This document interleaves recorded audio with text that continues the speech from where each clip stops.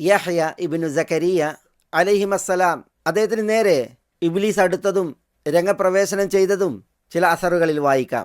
ഇബ്ലീസിൻ്റെ മേൽ കുറേ കൊളുത്തുകളാണ്. അപ്പോൾ യഹ്യ ചോദിച്ചു എന്നാണ്, യാ ഇബ്ലീസ് മാ ഹാദിഹിൽ മആലീഖ്, എന്താണ് ഇബ്ലീസ് ഈ കൊളുത്തുകളൊക്കെ? അപ്പോൾ ഇബ്ലീസ് പ്രതികരിച്ചു, ഹാദിഹി ഷഹവാത്ത് അല്ലത്തി അസബ്തു ബിഹാ ഇബ്ന ആദം, മനുഷ്യനെ ഞാൻ ഏൽപ്പിച്ച ഷഹവാത്താണ് ഇതൊക്കെ, ദേഹേച്ഛകൾ, ജഡികേച്ഛകൾ, അതാണ് ഈ കൊളുത്തുകൾ.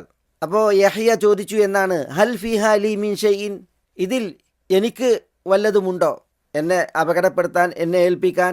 അപ്പോൾ ഇബ്ലീസ് പറഞ്ഞു, യഹ്യ നബിയാണല്ലോ അലൈഹിസ്സലാം, റുബ്ബമ ശബിഅത് ഫസഖൽനാക അനി സ്വലാത്തി വഅനി ദിക്ർ, താങ്കൾ ഭക്ഷണം കഴിച്ച് വിശപ്പകന്ന് വയറ് നിറയുന്ന അവസ്ഥ താങ്കൾക്കുണ്ടാകും. അപ്പോൾ നിസ്കാരവും ദിക്റും ഭാരമുള്ളതാക്കാൻ നമുക്കാകും എന്നാണ് ഇബ്ലീസ് ഫസഖൽനാക എന്ന പ്രയോഗത്തിലൂടെ പറയുന്നത്. യഹ്യ അലൈഹിസ്സലാം ചോദിച്ചു എന്നാണ്, ഫഹൽ ഗൈറു ദാലിക്, ഇതല്ലാത്ത മറ്റ് വല്ലതുമുണ്ടോ? അപ്പോൾ ഇബ്ലീസ് ഇല്ല. അപ്പോൾ യഹ്യ ഇബ്ലീസിനോട്, ലില്ലാഹി അലയ്യ അല്ല അംല ബത്നി മിന തആമി അബദൻ, ഒരിക്കലും ഇനി ഞാൻ ഭക്ഷണം കഴിച്ച് എൻ്റെ വയറ് നിറക്കുകയില്ല എന്ന് ഞാൻ അള്ളാഹുവിനോട് കരാർ ചെയ്യുകയാണ് എന്ന് പറഞ്ഞു.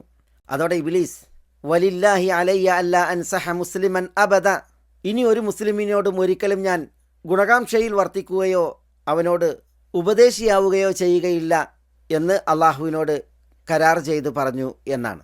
ഈ അസർ ഞാനിവിടെ ഉദ്ധരിച്ചത് ഷെയ്ത്താൻ്റെ ഖുതുവാത്ത് അത് ജഡികേച്ഛയായി, അതേപോലെ ഈ സംഭാഷണത്തിൽ കേട്ടതുപോലെ ഒക്കെയായി വേറെയുമുണ്ട് എന്ന് മനസ്സിലാക്കാനാണ്.